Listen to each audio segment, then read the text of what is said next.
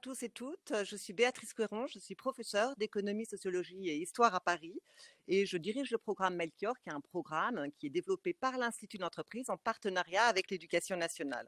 Alors j'ai le plaisir d'introduire cette deuxième conférence du cycle que nous menons, qui s'appelle L'économie en question et qui est adossée au livre de Bruno Bensasson, L'économie n'est pas qu'une affaire d'argent, ouvrage dont vous le savez, nous allons tourner les pages ensemble lors de chacun de nos rendez-vous mensuels. Ce cycle de conférences est conçu pour faire mieux comprendre l'économie et en débattre avec des invités de renom. Je vous invite d'ailleurs d'ores et déjà à vous inscrire à l'ensemble des conférences qui ont lieu chaque mois et sont organisées jusqu'au mois de juin avec de très beaux invités, mais je garde les noms au fil de l'eau. Ensuite, j'ai le plaisir aussi de vous inviter à poser vos questions dans le chat pour rendre cet échange interactif. C'est vous qui pouvez du coup poser vos questions et faire réagir nos invités. C'est très important. Et pour aller au-delà, nous vous proposons également de participer aux échanges sur le forum qui est dédié à ce cycle de conférences. Si vous regardez ce forum, vous allez voir que la richesse des échanges permet de nous proposer un outil pédagogique très complémentaire d'une très grande utilité pour approfondir les échanges entre deux conférences. J'ai les regardé, suivi, et c'est vraiment un grand plaisir du professeur que je suis de vous le recommander et d'inviter également vos élèves à poser leurs questions. Alors, si vous n'avez pas participé à notre première conférence et si vous voulez savoir la genèse de ce projet, je vous invite à consulter le site Melchior sur lequel vous retrouverez toutes les informations ainsi que le replay de la première conférence qui a été organisée avec Bruno Bensasson et Cédric Villani. Alors Bruno Bensasson, vous êtes avec nous ce soir. Bonjour. Bonsoir Béatrice. Vous avez une formation d'ingénieur, vous avez eu un parcours de 10 ans dans la fonction publique et vous êtes maintenant en charge du pôle énergie renouvelable d'EDF. Mais c'est en votre nom que vous exprimez ce soir et dans ce cycle de conférences. Absolument. Alors, est-ce que vous avez envie de rajouter un petit mot à ma présentation pour cette conférence numéro 2? Alors, quelques mots effectivement. Un premier mot, Béatrice, pour te remercier d'avoir organisé ce cycle de conférences. Un mot aussi pour l'École de sciences politiques de Paris de nous accueillir ce soir. Un deuxième mot pour vous dire que je suis très enthousiaste à l'idée de pouvoir ce soir encore discuter avec vous d'économie, parce que c'est une matière qui peut être passionnante et les débats ont été très riches la première fois. Ensuite, un mot pour vous dire que je reste un petit peu ému, même si le tract diminue avec le temps, et que la première fois montre que ça peut bien se passer, mais je ne suis ni enseignant ni formellement chercheur en économie, donc venir parler ce soir devant vous, c'est toujours encore un petit peu d'émotion. Et puis enfin, un dernier mot pour dire que je suis très heureux d'être devant ce public enseignant et étudiant, parce que mon objectif, ce n'est pas de venir porter une thèse, mais c'est de permettre à chacun de se faire une meilleure idée de l'économie et de participer au débat. Et il n'y a pour moi pas meilleur public que ce public enseignant et étudiant pour ce faire. Merci beaucoup, Bruno. Alors aujourd'hui, nous allons poursuivre le débat sur le thème finalité et modalité de l'action, du politique à l'économique, un aller-retour. Alors nous tenons à remercier très chaleureusement la direction de Sciences Po Paris, la direction de la formation continue, les équipes du département d'économie et notamment Clément Rat, Thierry Meyer et Guillaume Sarah de nous accueillir aujourd'hui au sein de l'école de sciences politiques de Paris, car il n'y a sans doute pas meilleur lieu pour y organiser cette conférence sur cette thématique portant sur les liens entre le politique et l'économique. Bruno Bensasson, vous allez avoir ce soir la chance de débattre avec un invité de renom dont Melchior est toujours ravi de relayer les publications et les travaux. Il s'agit bien sûr de Jean-Luc Gaffard. Nous sommes vraiment très heureux de vous avoir aujourd'hui à nos côtés et je laisserai le soin et l'honneur à ma collègue Catherine Simaz-Leroy de vous présenter. Mais vraiment, je vous remercie très sincèrement, très chaleureusement d'avoir répondu positivement à notre invitation. Alors, avant de laisser ma collègue vous présenter et modérer cet échange, j'aimerais bien vous poser une question, Catherine, concernant en fait votre participation à cette conférence, parce que vous êtes professeure d'histoire-géographie dans l'Académie de Paris. Et en fait, j'aimerais bien savoir, avant de de se lancer dans les échanges, qu'est-ce que vous a apporté l'idée de participer, de modérer un échange portant davantage sur des questions d'économie? C'est une proposition qu'on m'a faite. M'a surprise au départ dans la mesure où je ne suis pas professeure de sciences économiques. Donc, comme je vous disais, je ne me sentais pas forcément légitime. Et puis, alors j'ai accepté évidemment parce que tout ce qui est comme ça stimulant et nouveau, je trouve ça très, très intéressant et j'ai appris énormément. Et en fait, je suis très contente, de participer et de participer aussi avec mon regard. C'est-à-dire que je ne suis pas spécialiste et donc j'ai des questions de candide, pour le coup, dans le livre, vous en parlez aussi, alors d'une autre manière. Mais, hem, ça m'a amené à une vraie réflexion sur l'économie. L'économie, on l'utilise beaucoup, nous, dans nos matières, évidemment, en histoire, géographie. Je travaille aussi la nouvelle spécialité, donc de la GGSP. J'ai aussi des étudiants de première année. Et c'est vrai que l'économie est toujours présente dans nos cours aussi en histoire, en géographie. On utilise l'économie, mais pas du tout de la même manière. On le fait à partir de cas concrets, à partir de l'étude de crise, à partir des études économiques de différents pays du monde. Mais c'est vrai que là, se replonger dans une réflexion théorique sur ce que représente l'économie et sa finalité, ses finalités, parce elle en a beaucoup, je trouve ça très, très stimulant. Donc, je suis très heureuse d'être parmi vous ce soir. Merci beaucoup, Catherine. Je vous repasse la parole et je vais vous laisser présenter notre invité, Jean-Luc Gaffard, et je vous remercie. Merci. Alors, nous sommes effectivement très honorés de pouvoir vous avoir ce soir. Vous avez un parcours qui est évidemment un parcours magnifique. Vous êtes professeur d'économie, donc à l'université de Nice Sophia Antipolis et à la Schema Business School. Vous êtes également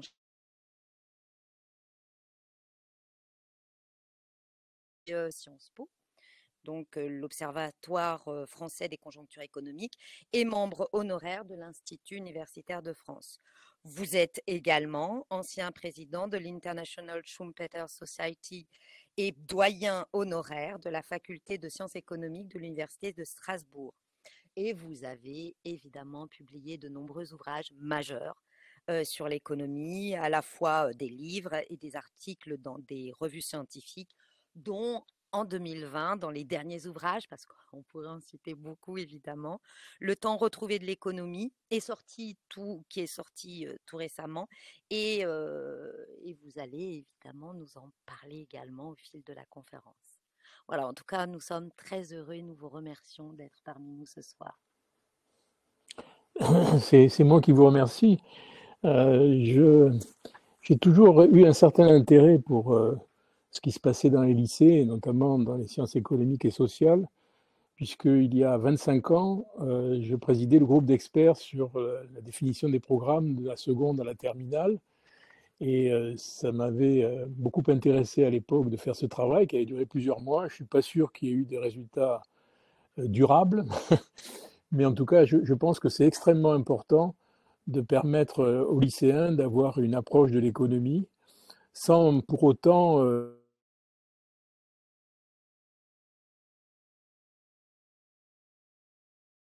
différent.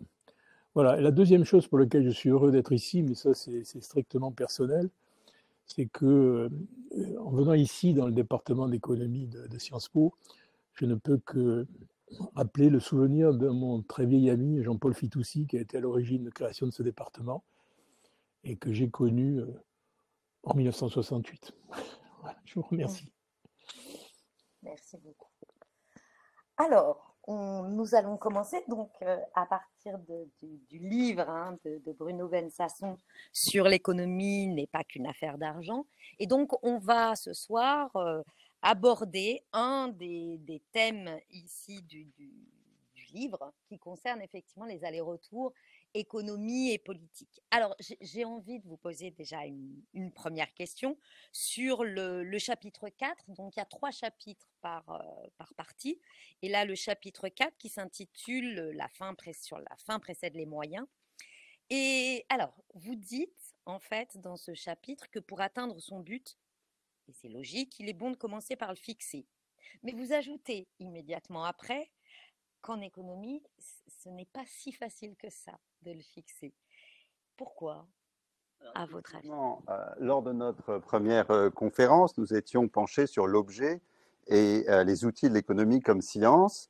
et nous avions défini l'économie comme une science sociale, nous avions discuté son rapport aux mathématiques et introduit ses principaux concepts au moyen d'une petite fable que je vais continuer à filer ce soir à titre pédagogique. Alors cette fable, je le rappelle, elle mettait en scène un certain Robinson qui vivait seul sur son île, produisant et consommant des fruits, fruits qu'il cueillait au moyen d'échelles, échelles dans la fabrication desquelles il avait investi une partie de son temps de travail. Alors, nous avions défini l'économie comme une science sociale qui cherche à comprendre, voire à éclairer le comportement d'agents. Alors, les agents, c'était à la fois les individus, les entreprises et l'État. Et ces agents qui visent, par le travail et le commerce, pas par la violence, à satisfaire leurs objectifs matériels en dépit de la rareté des choses, de la rareté à la fois des ressources naturelles en particulier, et du temps. Alors ce soir, nous allons poursuivre la discussion en nous penchant plus précisément sur les finalités et les modalités d'action de ces agents, y compris le rôle des marchés et leurs limites. En effet, pour comprendre le comportement des agents économiques, il est utile de se demander quels objectifs ils poursuivent, quels sont leurs buts. Et lorsqu'on observe la réalité et le débat économique, on observe très vite que ces buts, ils sont variés et multiples. Ça ne veut pas dire qu'ils sont contradictoires, mais variés et multiples. Alors, certains seront attachés au pouvoir d'achat, à la consommation. On en entend souvent parler. Ça a été la première loi votée pendant cette mandature, à peu près par tout le monde. D'autres seront attachés à l'investissement, à la préparation de l'avenir. D'autres seront attachés à la préservation de l'environnement, aux droits des générations futures ou des autres espèces. Et je suis sûr que nous sommes beaucoup à partager cette idée dans la salle et derrière les caméras. Et puis d'autres encore seront attachés à la réduction des inégalités et du chômage, qui est sans doute la première de ces inégalités. Et beaucoup d'entre nous seront attachés à tout ça à la fois. Et si je devais résumer la complexité de ces choix, je dirais qu'il renvoie à deux catégories que je vais développer brièvement, le rapport au temps, d'une part, et le rapport aux autres. Donc, si je commence par le rapport au temps, c'est déjà une question pour Robinson qui est seul sur son île. Préfère-t-il se faire plaisir tout de suite, en quel cas il vaut mieux qu'il consacre son temps de travail à produire des biens de consommation immédiate, et donc des fruits, des fruits, ou préfère-t-il se faire plaisir plus tard, en quel cas il vaut mieux qu'il consacre son travail à produire des biens d'équipement, des échelles qui lui permettront de cueillir plus de fruits plus tard, à croître, la fameuse croissance. Alors, c'est un choix individuel, très subjectif, que d'ailleurs chacun d'entre nous a à faire parfois dans sa vie, que l'économie ne peut pas faire à la place des gens, qu'elle peut tout au plus aider à réaliser. Et la question du temps, elle se pose donc aux individus d'abord. Mais elle se pose aussi aux entreprises. On reviendra avec Jean-Luc sur les entreprises et sur le temps, dans leur rapport à leurs clients, dans leur rapport aux salariés, dans leur rapport aux actionnaires. Alors, elle se pose dans des termes similaires aux entreprises, quoique un peu moins personnels, puisqu'en effet, il y a des taux d'intérêt qui viennent dire une forme de valeur collective du temps. Quand le taux d'intérêt réel est de 5% par an, donc d'un 20e d'année, d'une certaine façon, cela suggère que ce qui compte, c'est les 20 prochaines années. Et quand le taux d'intérêt est de 2% par an, donc un 50e d'année, ça suggère que ce qui compte, c'est les 50 prochaines années. Ça, c'est pour, je dirais, les entreprises. La question du temps, elle se pose encore plus pour les États, qui ont des raisons de penser qu'ils sont plus éternels que les individus ou les entreprises. Donc, quelle part de l'activité consacrée à la satisfaction immédiate de la société et quelle part consacrée au long terme, au temps long, à l'investissement dans le capital naturel, le capital humain, le capital industriel, le capital social, c'est une question qui se pose pour l'État. Voilà pour le temps. Si j'en viens maintenant à la question du rapport aux autres, de l'altérité, alors elle ne se pose pas à Robinson quand il est seul sur son île. Mais dès que Robinson n'est plus seul, qu'il vit en société avec Esther, qui va être donc la deuxième personnage de notre fable, la question de la répartition va se poser. Si les capitaux naturels, humains et matériels, autrement dit les arbres, le travail et les échelles, sont équitablement répartis, eh bien, Robinson et Esther pourront produire et consommer à peu près les mêmes quantités de fruits, disons pour l'exemple 5 kg de fruits chacun, par semaine 10 kg au total. Mais que penser d'une situation dans laquelle Esther produirait 7 pendant que Robinson produirait 3? Est-il préférable de taxer les revenus d'Esther pour donner plus de fruits à Robinson, au risque de la décourager un peu de travailler et d'aboutir à 4 kilos ou 3 kilos chacun? De nouveau, ce sont là des choix collectifs, très subjectifs, que l'économie ne peut pas faire à la place des gens et des institutions politiques. C'est pour ça que je parle de cet aller-retour entre le politique, l'économique, et on va revenir au politique sur la fin. L'économie pouvant tout au plus aider à réaliser ces objectifs, et on y reviendra. Très bien, merci beaucoup, c'est très clair, effectivement. Et justement, je me tourne maintenant vers Jean-Luc. Bruno donc souligne la question ici du temps qui est essentielle. Le temps long est aussi vraiment au cœur de tous vos travaux. Et justement, Bruno en parlait, l'individu, l'entreprise, l'État. Comment est-ce que vous voyez ça? De quel temps on parle et comment l'appliquer à tous ces agents? Vaste question. C'est une très vaste question et je vais y répondre d'un point de vue qui est un point de vue de chercheur et d'un chercheur qui a fait des choses qui sont pas souvent communiquées. Si vous voulez, l'économie, moi je vais parler avec les concepts qui sont les concepts de base de l'analyse économique, donc ce qui est au point de départ, a priori je dirais, il y a les technologies et les préférences. Tout est organisé autour des technologies et des préférences.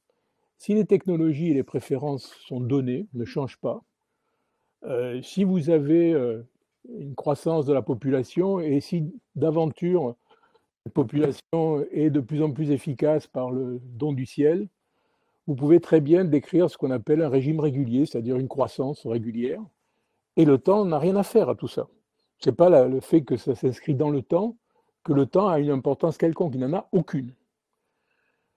Et le problème ne se pose, en réalité, le problème du temps ne se pose qu'à partir du moment où vous avez des changements de préférence, des changements de technologie. Qu'est-ce qui se passe à ce moment-là?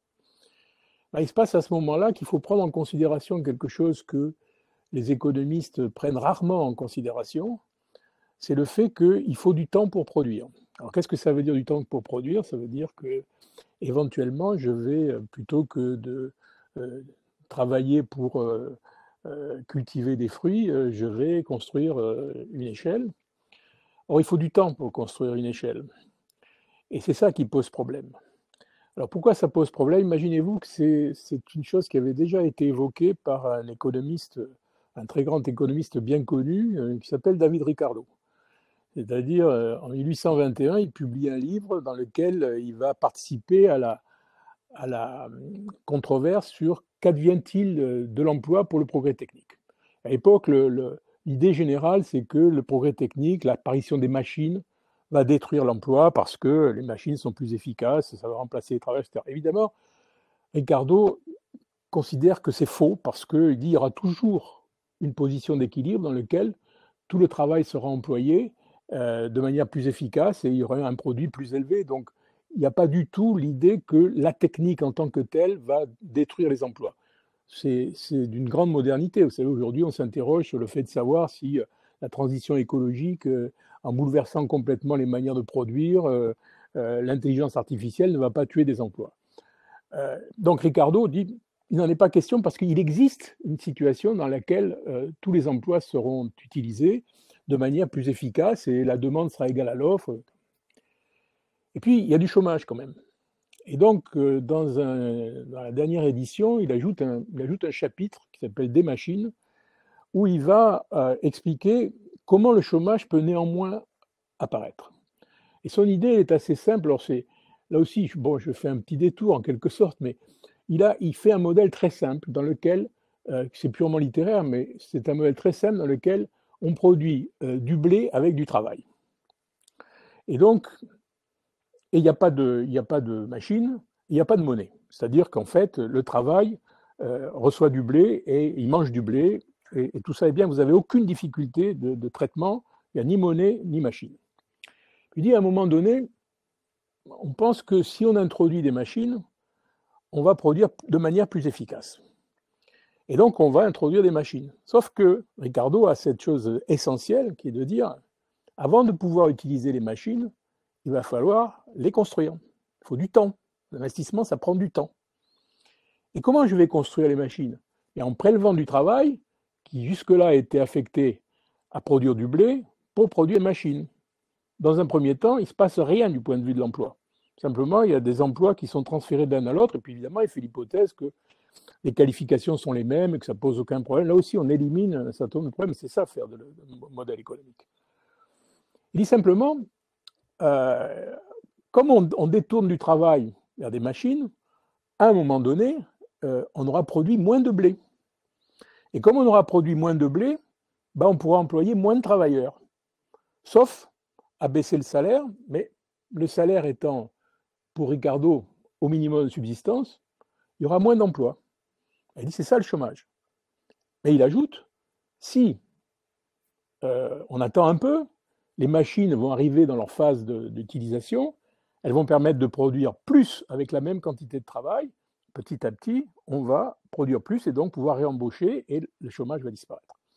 Donc ce qu'il dit, c'est que le chômage est lié non pas à la technologie, mais au passage d'une technologie à une autre.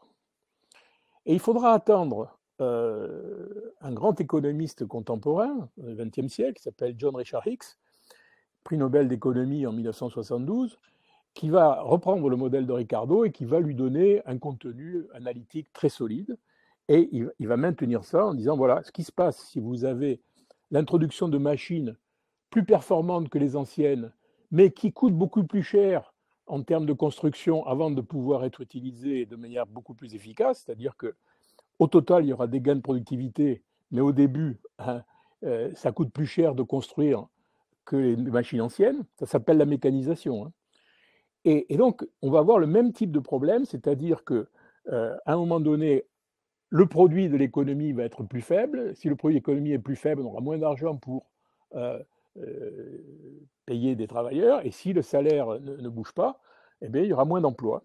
Et vous avez la même idée, c'est qu'à partir d'un certain moment, ça va revenir les machines plus productives. Alors le problème, alors vous voyez, c'est ça le temps qui compte.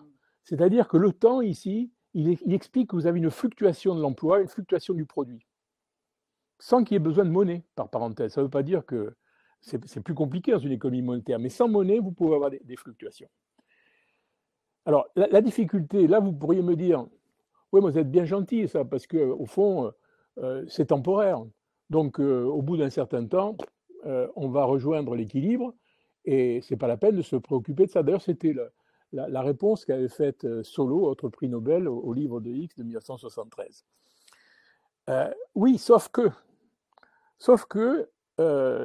l'hypothèse que fait Hicks, c'est que tout va très bien dans le monde. L'offre est toujours égale à la demande. Le monde est pleinement coordonné. Si vous ajoutez l'idée que le monde n'est pas complètement coordonné, l'information n'est pas parfaite, etc., et si là-dessus vous ajoutez vous ajoutez le fait qu'on est dans une économie monétaire, le monde ne va pas être complètement coordonné et vous allez voir apparaître des déséquilibres susceptibles de durer. Et donc, la question qui va se poser là, c'est que vous n'allez jamais avoir un équilibre au bout du compte, mais surtout en plus si vous avez de manière récurrente de nouvelles innovations. Et la question, c'est plus de savoir si j'atteins cette position particulière qui aurait été définie a priori, c'est est-ce que mon sentier, mon chemin est viable. Autrement dit,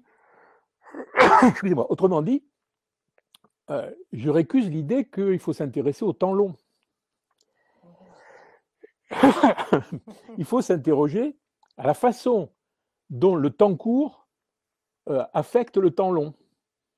Et là, je ne peux pas hésiter à vous dire qu'il y a le fameux aphorisme de Keynes que personne n'a vraiment compris quand Keynes disait en 1923 à long terme, nous sommes tous morts. Les imbéciles, ils sont nombreux, ont dit Keynes s'intéresse qu'au court terme, le long terme ne l'intéresse pas. Pas ça du tout qu'il a voulu dire. D'abord, il s'intéresse à un problème particulier qui est la dette publique considérable des anciens belligérants, et en particulier de l'Allemagne. Et il dit, si vous ne vous préoccupez pas aujourd'hui de ce qui va arriver, du futur de la dette, ce qui va se passer demain sera chaotique. C'est en ce sens qu'il dit qu'à long terme, on est tous morts. On est morts parce que si on pense qu'on va laisser faire les choses sans bouger, sans réguler quoi que ce soit, sans intervenir, eh bien, on va au chaos, on va à la mort. Et donc, ce que Keynes explique, c'est que je ne peux pas dissocier ce qui arrive à long terme de ce qui arrive à court terme. Et c'est en ce sens que le temps doit être important. Et je suis désolé de dire que dans la plupart des modèles économiques, en particulier dans ce qu'on appelle la théorie néoclassique, le temps n'a aucune espèce d'importance.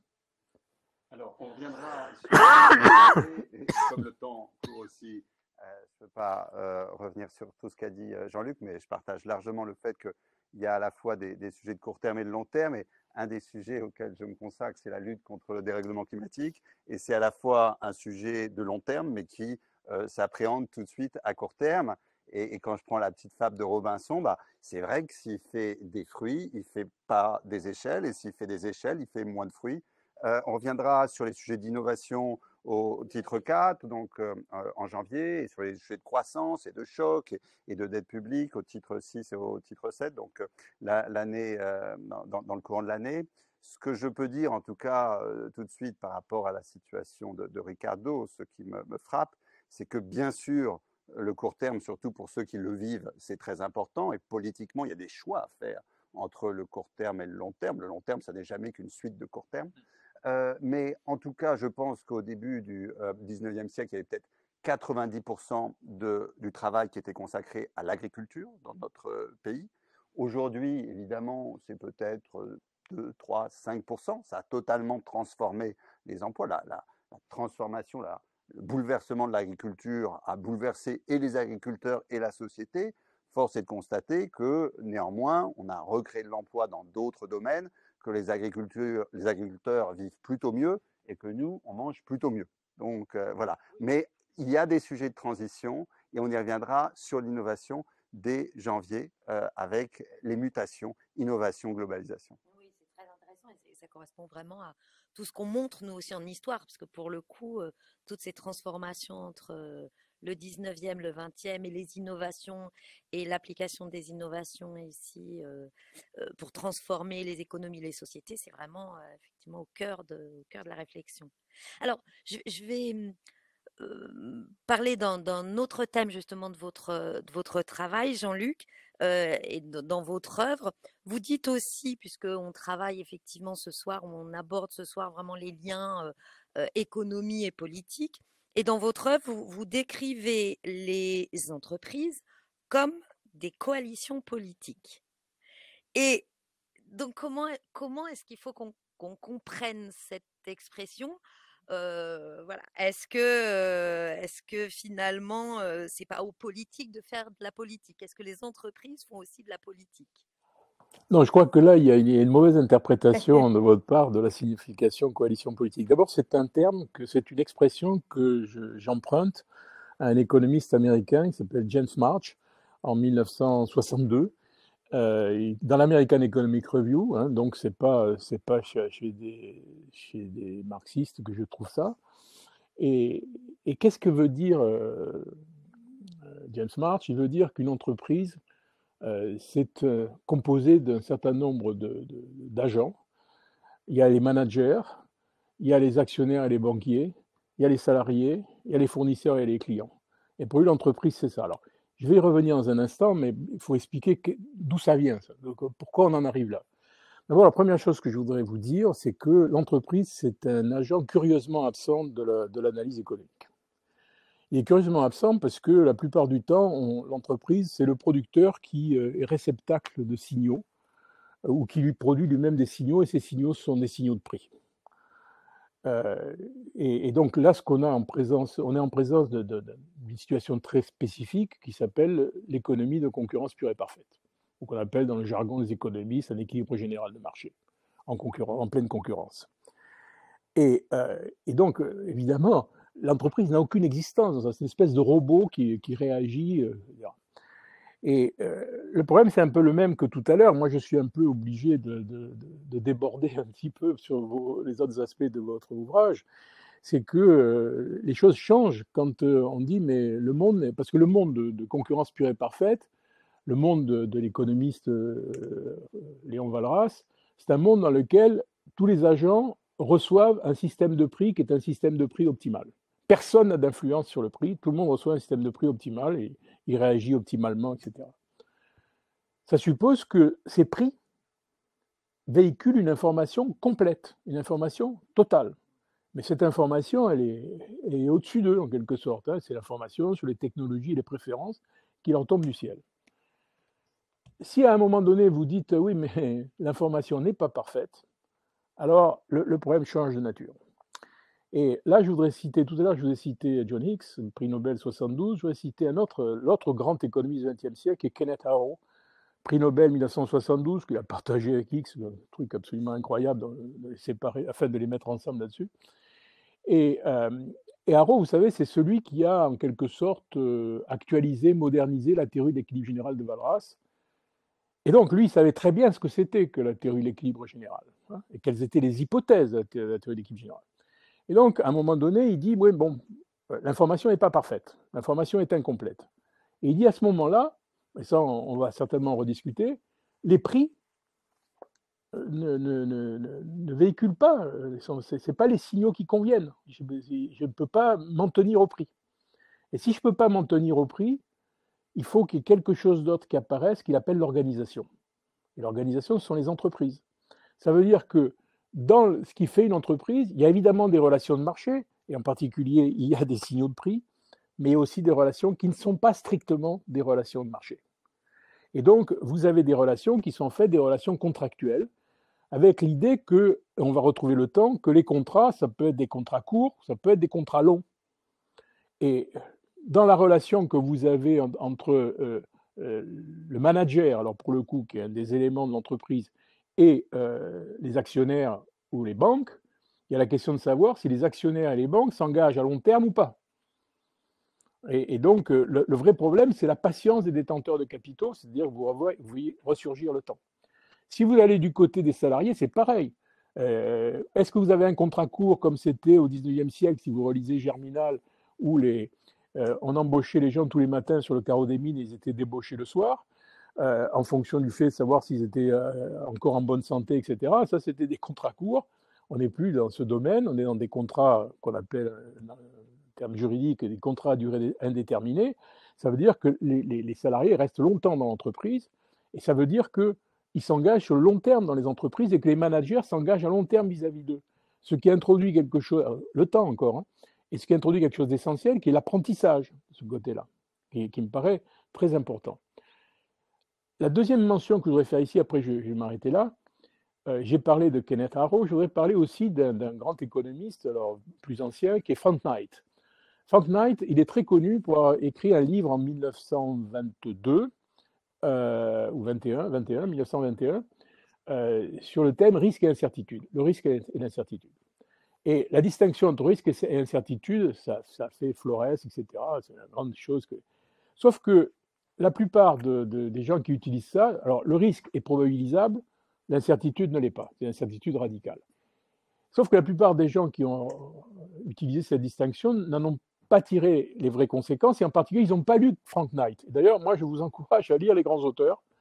Et Frank Knight dit, en fait, quand il y a une incertitude radicale, alors là aussi, le temps ressurgit, la durée de production ressurgit, et c'est là qu'on a besoin d'une organisation, c'est-à-dire d'une entreprise. Et je répète, cette entreprise, elle est généralement absente de la théorie économique, conçue comme cela. Alors là aussi, quelques mots d'abord pour dire que sur les sujets de la concurrence, on va y revenir dans quelques instants et de façon plus complète au 8e titre, donc au mois de mai. Ce que j'ai beaucoup aimé dans le mot de coalition, c'est qu'effectivement, qu'on retrouve aussi dans la théorie des jeux de von Neumann et Morgenstern, c'est que l'entreprise, organisation, je partage cette idée, elle ne peut fonctionner que si elle marche bien avec différents acteurs qui y trouvent leur intérêt. Et donc ça, c'est très proche des coalitions de Feuilleman. Il faut que chacun y trouve son compte. Donc il faut que les clients y trouvent leur compte, il faut que les salariés y trouvent leur compte, il faut que les actionnaires, les créanciers y trouvent leur compte, il faut que les territoires y trouvent leur compte. Donc ça, j'ai beaucoup aimé cette idée de coalition, et je suis parfaitement d'accord parce que je le vis au quotidien. Les prix, il n'y en a pas toujours, on va en reparler dans quelques instants, il y a besoin de se parler. Il n'y a pas donc que des relations économiques, il y a aussi des relations contractuelles. Ce qui m'a fait un petit peu plus tiquer, c'est le mot politique, parce que pour moi, j'entends qu'évidemment, à titre citoyen, on peut tous être engagés en politique, mais je crois profondément qu'il y a des moments où le politique doit intervenir, et même si les gens, même si les entreprises s'intéressent, il faut que le politique intervienne. Et à nouveau, je vais prendre la question du climat. Chaque entreprise peut se mobiliser sur le climat. Mais le climat, c'est un bien public. Donc, si on veut qu'il soit bien défendu, on ne peut pas juste espérer que ça marche sur la bonne volonté de chacun. Et il est nécessaire que les pouvoirs publics interviennent. Et s'ils le font correctement, ça devient presque suffisant. Si les normes ou les taxes ou les subventions ou les quotas sont bien faits, à ce moment-là, l'entreprise poursuivant l'intérêt de toutes les parties de la coalition va aussi défendre le climat. Et on reviendra sur ce sujet des externalités, des pollutions, pour le coup, dans quelques instants, et plus longuement au 8e titre, donc au mois de mai. Je sais que c'est dans quelques temps, mais c'est quelque part entre le temps court et le temps long. Voilà. Exactement. Je vais revenir sur la question de politique. Je crois que, enfin, je ne suis pas sûr de donner une bonne interprétation de ce que pensait James March, mais moi, quand on me parle de politique, ça veut dire qu'en fait, il y a deux visions de l'analyse économique. Ou bien vous imaginez faire une théorie économique pure, indépendamment en fait, du contexte social, ou bien vous pensez, comme le pensaient les économistes classiques, Smith, Ricardo, etc., que l'économie est politique. L'économie, on appelle ça l'économie politique, political economy. Et ça ne veut pas dire, comme on le dit aujourd'hui, l'économie du politique. Ça veut dire que l'économie est politique. Qu'est-ce que ça veut dire l'économie politique? Ça veut dire que je ne peux pas comprendre le développement économique si je n'ai pas en arrière-plan les institutions. Il n'y a pas une théorie économique, il y a des théories économiques qui expliquent et qui sont liées à certaines institutions. Et quand on parle par exemple, de coalition entre la banque et le manager, bah, ça veut dire par exemple que j'ai comme exemple la situation allemande où les banques, qu'on appelle des banques de proximité, sont en relation longue, permanente avec les managers. C'est pas à chaque fois, on ne recommence pas les contrats. Et donc, c'est une institution. C'est une institution. C'est-à-dire que les relations dont on parle, elles sont liées à des institutions, à des protocoles juridiques, et on ne peut pas du tout l'ignorer. C'est en ce sens que je crois qu'il faut prendre politique. Évidemment, il y a l'autre aspect des choses, c'est qu'il y a des politiques publiques, bien sûr, et ça, c'est qui d'ailleurs contribue, bien évidemment, qui contribue à définir le substrat institutionnel. Hein, c'est quand même les politiques qui, à un moment donné, vont voter une loi qui va déterminer les entreprises à mission, la fameuse loi Pacte. Et donc, c'est en ce sens que l'économie est politique. Et imaginez que je peux concevoir une théorie économique qui serait hors du temps et hors de l'espace, c'est impossible. D'avoir une professeure d'histoire géo.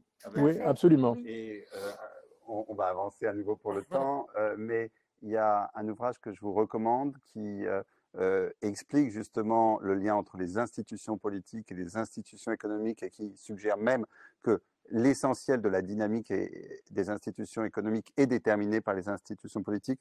C'est un ouvrage qui s'appelle Why Nations Fail, pourquoi les nations échouent et puis pourquoi elles réussissent aussi. Et vraiment, c'est très intéressant sur ce rapport entre politique et économique. Et oui, je crois que le politique précède l'économique. Tout à fait. Tout à fait. Très bien, bah, on va effectivement avancer, c'est passionnant, mais c'est vrai que l'heure tourne et on a encore nos deux chapitres de ce thème 2. Donc, on va passer effectivement au chapitre 5, donc, qui s'intitule « Marché parfait, tout va pour le mieux ». Et alors, déjà dans le titre, on peut vous poser une première question. Donc effectivement, vous dites tout va pour le mieux dans le meilleur des mondes. Donc ici, on est sur Candide et l'optimisme, donc l'œuvre de Voltaire. Est-ce que vous êtes aussi ironique que Voltaire, finalement, en disant ça? Quand il fait dire ça à un certain de ses personnages, pas le plus brillant, évidemment, il se moque de son contemporain Leibniz, et donc il n'est pas d'accord. Alors, je suis ironique, mais pas autant que Voltaire. Alors, pourquoi je suis ironique? D'abord parce que les marchés purs et parfaits, on va définir dans quelques instants, mais Jean-Luc a commencé à le faire, ce qu'ils sont, n'existent pas dans la réalité. Et donc, ça, c'est un premier petit défaut. Mais c'est un peu comme la ligne droite en mathématiques, ça n'existe pas vraiment, ou les gaz parfaits en physique, ou la réplication de l'ADN en biologie, c'est jamais parfaitement répliqué, ou la démocratie directe en politique, ça existe rarement. Et pourtant, même si ce sont des cas qui sont très théoriques, qu'on ne rencontre pas dans la réalité, ils ont un certain intérêt scientifique en tant que, quand on les étudie, ils disent des choses sur la façon dont les choses pourraient se passer approximativement, dans le cas où la réalité s'en rapprocherait. Alors, je suis ironique pour une deuxième raison, c'est que la théorie des marchés purs et parfaits suppose des hypothèses qui ne sont pas toujours réunies, on va y revenir, même pas approximativement. Ceci dit, les économistes classiques du XIXe siècle le savaient très bien et mettaient en exergue aussi ces défaillances et les ennuis qui arrivent quand ces hypothèses ne sont pas réunies. Et on reviendra plus tard dans d'autres conférences sur la façon dont les solutions politiques peuvent pallier ces défaillances. Mais si je suis un peu moins ironique que Voltaire, c'est parce que dans le cas où la réalité économique ressemblerait effectivement au marché pur et parfait, alors on s'approche d'une situation où les choses iraient plutôt bien, si ce n'est parfaitement. En effet, on montre que le fonctionnement des marchés purs et parfaits aboutit à ce qu'on appelle un optimum de Pareto, d'après Vilfredo Pareto, qui est un grand sociologue, il y a aussi des liens entre économie et sociologie, du 19e siècle. Et qu'en sens inverse, tout optimum de Pareto peut être le résultat d'un marché pur et parfait, pourvu que la richesse initiale soit correctement répartie, ce qui est une fiction, on y reviendra, mais ça dit des choses, et c'est ce que les économistes classiques appellent les premiers et seconds théorèmes du bien-être. Alors, juste, qu'est-ce que c'est qu'un optimum de Pareto? C'est un concept important qu'on convoquera souvent dans la suite du livre et des conférences, et pour l'expliquer, ça ne vous surprendra pas, je vais revenir sur l'île de Robinson. Et donc, on va considérer qu'il y a trois situations possibles. Alors, il y a une première situation dans laquelle Esther peut produire et consommer 7, et Robinson 3. Et puis, il y a une deuxième situation dans laquelle ils peuvent consommer chacun 4, et puis une troisième situation dans laquelle ils peuvent consommer chacun 3.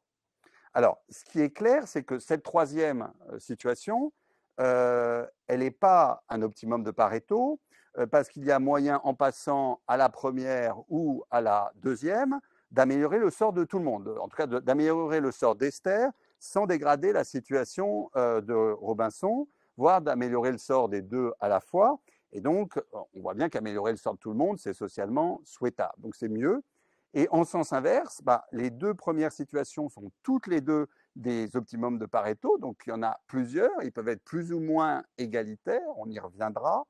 Parce qu'à ce moment-là, on ne peut plus améliorer le sort d'Esther, c'est-à-dire passer de 4 à 7, sans dégrader celui de Robinson, inversement, qui passerait, lui, de 4 à 3.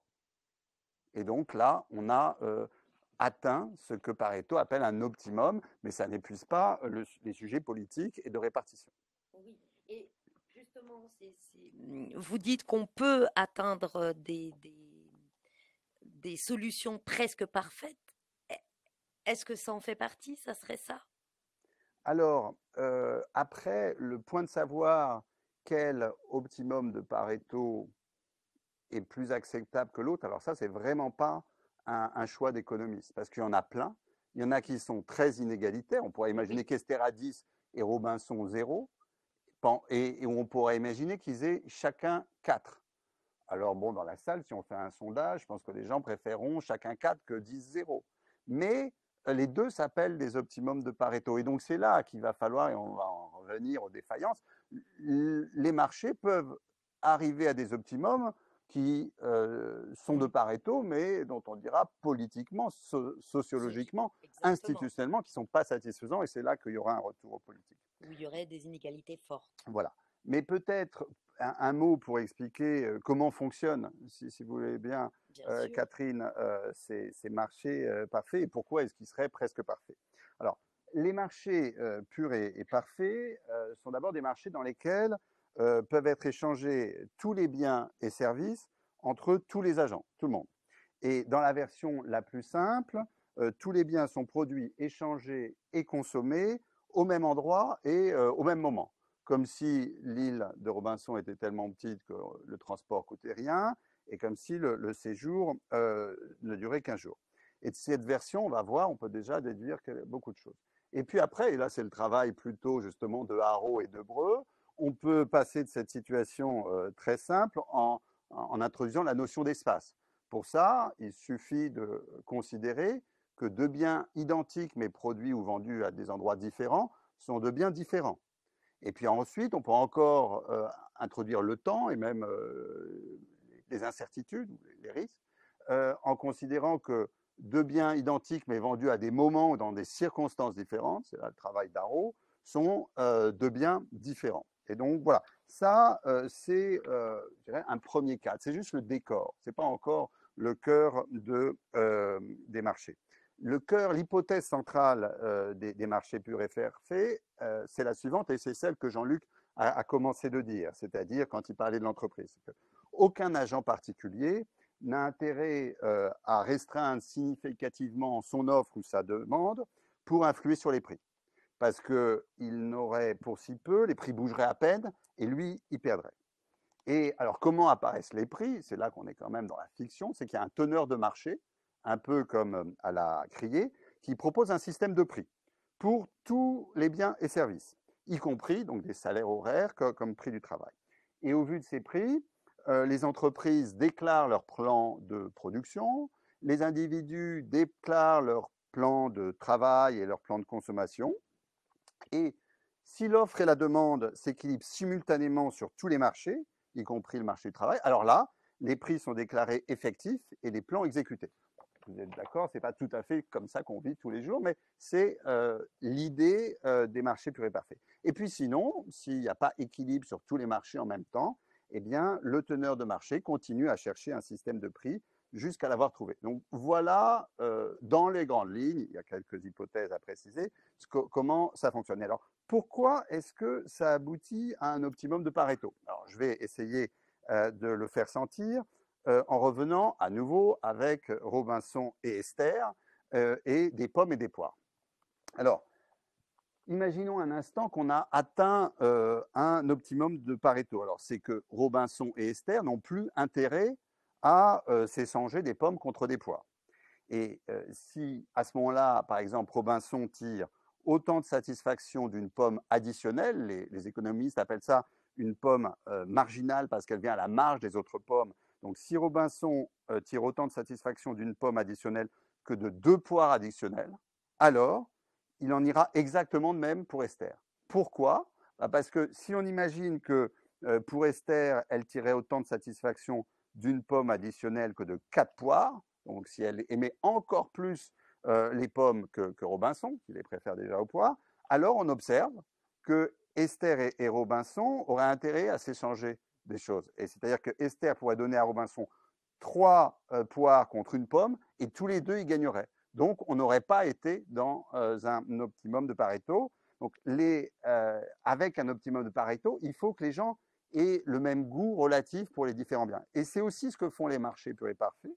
Alors, ils le font au travers, non pas d'échanges comme ça, mais au travers des prix et de façon décentralisée, à supposer que ces prix existent, etc.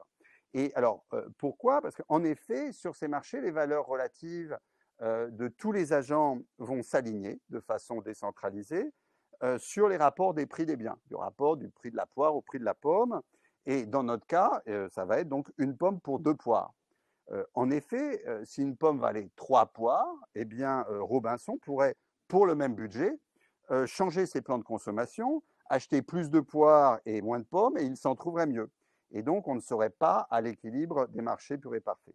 Donc, la recherche de l'équilibre par le teneur de marché, elle va donc amener à égaliser les valeurs marginales relatives de consommation. Ça vaut aussi d'ailleurs pour les entreprises, pour les valeurs de production, pour tous les producteurs et tous les consommateurs, et ainsi aboutir de fait à un optimum de Pareto, en tout cas dans les hypothèses des marchés purs et parfaits, quand on ne tombe pas dans les défaillances dont on va parler d'ici Voilà, quelques dans le minutes. chapitre suivant, tout à fait. Merci beaucoup, Bruno, c'est très très clair, effectivement. Alors, Alors, tant mieux si c'est clair, parce que derrière des mathématiques un peu compliquées, pas super compliquées, mais un peu compliquées, donc revenir à des pommes et des poires, c'est quand même un exercice d'équilibre. Oui, c'est clair. Alors maintenant, j'ai une question pour vous, Jean-Luc. Dans votre œuvre, vous indiquez tout, pardon, qu'on aurait tout aussi tort de croire en la rationalité des marchés qu'en la capacité planificatrice de l'État. Et alors, dans ce cas-là, sur quoi compter? Voilà, on est un peu on est en décalage avec ce qui vient d'être Oui, expliqué, puisque on sort du paradigme des marchés parfaits, par oui, là on est définition. dans le concret. Là, Je voudrais simplement revenir sur un point là. Moi, je trouve évidemment d'une grande habileté technique d'avoir généralisé le modèle de Walras à l'espace et au temps, en démultipliant le nombre de biens, mais c'est une vraie blague. C'est-à-dire, il n'y a rien là-dedans. Je veux dire, il n'y a rien de nouveau. Je veux dire, je multiplie le nombre de biens, je multiplie le nombre de marchés. Le temps n'existe plus. Quand je dis il y a des marchés pour le futur, le temps n'existe plus. Ils sont là. Les marchés sont futurs, mais je connais déjà les prix qui vont s'établir. Donc c'est une pure fiction. Et évidemment, ça n'a aucune espèce de signification vis-à-vis de ce qu'est, je suis désolé de parler dans ces termes, parce que je n'aime pas en général, vis-à-vis du monde réel. La multiplication des biens, c'est une fiction pure et simple. Ça permet de contourner le problème. Ça permet de contourner le problème. Et la définition que vous donnez là, de la recherche de l'optimum, bon, c'est vrai que c'est très clair, mais en même temps, ça veut dire que c'est un monde d'une totale fluidité, c'est-à-dire je peux changer les préférences de manière fluide, les technologies n'existent pas, c'est de manière fluide, etc. Et donc, on est vraiment, une fois de plus, évidemment, c'est mon leitmotiv, complètement en dehors du temps, du temps qui compte. Alors, pour revenir sur votre question, je crois qu'effectivement, les modèles de la microéconomie walrasienne, donc issus des travaux de Léon Walras, c'est une microéconomie qui repose sur ce qu'on va appeler une rationalité de marché. Mais en fait, les marchés dont on parle, c'est effectivement les marchés parfaits. Et donc, à partir du moment où les marchés ne sont pas parfaits et que les prix ne jouent plus le rôle unique de coordination de l'activité économique, parce que ces prix eux-mêmes ne sont pas parfaits, il faut recourir à ce que j'ai dit tout à l'heure, c'est-à-dire des organisations. Et quand on a parlé de coalition politique tout à l'heure, ça veut dire que la rationalité qui va s'instaurer, c'est plus une rationalité individuelle, c'est une rationalité de groupe. Et cette expression, je la tire de chez Arrow, évidemment. C'est-à-dire celui qui connaît très bien la théorie d'équipe générale, qui l'a construite, qui l'a développée, qui l'a généralisée, et qui dit, bon, quand l'information n'est plus parfaite, les signaux de prix, ça ne suffit pas, il faut une organisation. Et là, il parle lui-même de rationalité de groupe. Et il dit, évidemment, ça ne peut pas se confondre avec la rationalité de marché, c'est-à-dire en fait la rationalité d'un système de prix parfait. Et ça ne veut pas dire que je vais faire une entreprise unique et que l'État va décider de tout. C'est-à-dire l'État n'est pas plus rationnel que les marchés pour la même raison. C'est-à-dire que l'État, je devrais lui attribuer de savoir quelles sont les bonnes préférences, quelles sont les bonnes technologies, etc. Évidemment, il ne tient pas cette information. Et donc, la rationalité qui est au cœur même des économies de marché, c'est-à-dire d'économies basées sur la liberté d'entreprendre, etc., sur le salariat, etc., c'est une rationalité, on pourrait appeler intermédiaire, c'est une rationalité de groupe. Et évidemment, ça passe par des institutions. C'est-à-dire que derrière ça, il y a des formes de gouvernance en particulier qui vont instaurer un type de rationalité de groupe. Alors évidemment, quand vous avez aujourd'hui une situation dans laquelle les actionnaires donnent le là, c'est-à-dire qu'en fait, c'est eux qui déterminent la stratégie du manager à travers des règles institutionnelles spécifiques, c'est une rationalité de groupe, mais qui va écarter un certain nombre d'autres agents et qui va privilégier le résultat immédiat, le profit immédiat. Donc c'est en ce sens. Je ne sais pas si ça répond vraiment à votre interrogation, mais... Et ça correspond à ce que nous aussi on travaille, c'est-à-dire l'importance des institutions et d'une gouvernance à différentes échelles d'ailleurs, parce qu'il y a des échelles qui vont être nationales, d'autres où il faut qu'il y ait une vraie régulation à une échelle internationale. Et effectivement, c'est... Non, non, tout à fait. Je vais juste venir ajouter un mot sur la planification. C'est de mon âge, évidemment. Quand on parle planification, on va mettre en balance la planification soviétique où on fixe la production et la consommation. D'ailleurs, on a des objectifs en matière de production et de consommation dans différents domaines. Et la planification dite à la française, c'est pas du tout ça. C'est le fait de rassembler ce qu'on appelait à l'époque des commissions de modernisation qui regroupent l'État, les représentants des entreprises, les représentants des salariés, qui vont discuter du futur. Et donc, vous avez une forme de rationalité intermédiaire, rationalité de groupe, et pour adopter, en fait, ce que moi j'appellerais un récit commun. C'est-à-dire, l'enjeu, c'est que tous ces acteurs qui gardent leurs prérogatives, qui gardent leur liberté propre, etc., ils se mettent dans des conditions, ils vont adopter un récit commun sur l'avenir. Et c'était ça le principe de planification indicative vis-à-vis de planification impérative. Ça ne veut pas dire que ça peut aujourd'hui se faire, parce qu'à l'époque, on était à la reconstruction, et donc c'est vrai que les technologies étaient déjà connues, maîtrisées, etc. Il y avait plein de choses, il y avait beaucoup moins d'incertitudes qu'il peut y en avoir aujourd'hui. Mais en tout cas, c'était ça le problème. Il faut pas... Donc planification d'État, ça ne veut pas dire l'État décide de tout. Voilà. Quelques réactions à nouveau de mon côté, et on ne va pas pouvoir être en désaccord avec Jean-Luc, parce que je suis d'accord avec lui. D'abord pour dire que le temps, on va y revenir avec le temps, le risque, etc. Mais simplement pour commencer par faire simple, avant de faire compliqué, on va commencer effectivement par des régimes un petit peu statiques. Sur le fait que les marchés purs et parfaits soient une fiction, et que de fait, des prix de long terme, il en existe rarement. Vous pouvez en trouver pour les taux de change, vous pouvez en trouver pour le pétrole, mais sinon, vous n'en trouvez pas. Vous pouvez vous ranger éventuellement à des anticipations. Donc oui, il va falloir construire des choses en l'absence de prix, et c'est partie des défaillances, des besoins de coordination, soit par les pouvoirs publics, soit par des coalitions. Et en lisant Jean-Luc et en voyant les limites à la fois des marchés et de l'État, je suis d'accord. Et la beauté de la chose économique, et c'est là qu'elle rencontre l'histoire et la géographie, c'est qu'il faut se poser la question, non pas théoriquement, mais concrètement, de dans quels endroits, compte tenu de l'information qu'ils ont, les États sont les plus appropriés, dans quels endroits le marché fonctionne mieux. C'est lié aussi à la façon d'obtenir de l'information.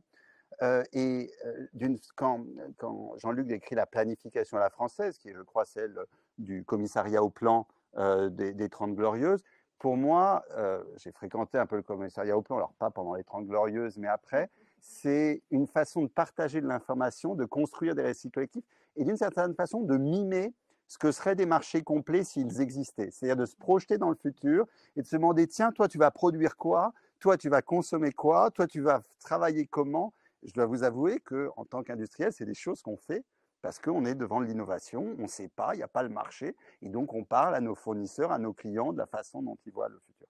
Juste peut-être un point de léger désaccord, c'est que je ne veux pas caricaturer ou laisser caricaturer les actionnaires. Ils ne recherchent pas que le profit immédiat, qu'ils soient d'ailleurs publics ou privés. Ils ont aussi le souci du long terme, et quand les taux d'intérêt réels, en ce moment, ils doivent être vers 2%, ça veut dire 1/50 d'année, ça veut dire que la valeur d'une entreprise, elle se regarde approximativement en ordre de grandeur sur 50 ans. 50 ans, ce n'est pas juste l'immédiat.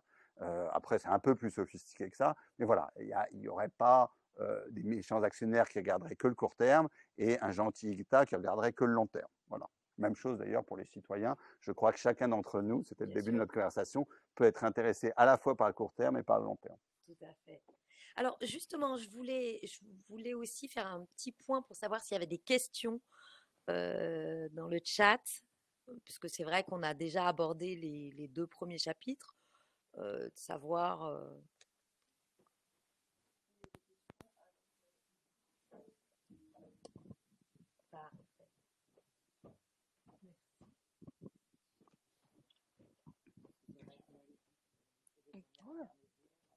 La première question, c'est qu'est-ce qu'un bon prix et est-ce que les prix jouent bien leur rôle aujourd'hui?